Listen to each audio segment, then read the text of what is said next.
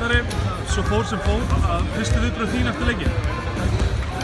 Bara grautfull að tapa, en þakkláttur fyrir að þessi bara einn virkudagur í næsta leik. Það er tæpur með þessu.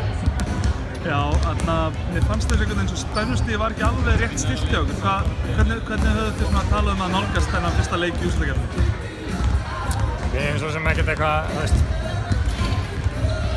við reynum ekkert að láta okkur líða einhvern veginn, sko. Við bara reynum að koma inn og gera okkar besta, sko. Og ég veit ekki, mér fannst, jú, það getur vel verið að spennustíð hafi svona sýnt sig í hvað við vorum bara ragar að taka skarið og okkur gekk erfiðlega að finna svona auðvelda option að endurtekið sóknarlega.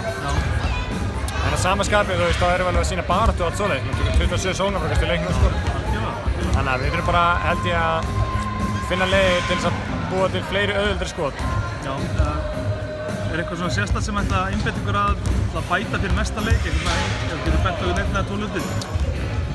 Já, sko, ég hef náttúrulega lagað það að ég hef vitað hvað hefur verið að í leiknum, en augljóslega hefur bara engin sögur í dag, sko. Þannig að við þurfum bara að skoða teipið og koma að staði í hverju við breyta. Já, það er alveg augljóst að þið er miklu betur en þetta.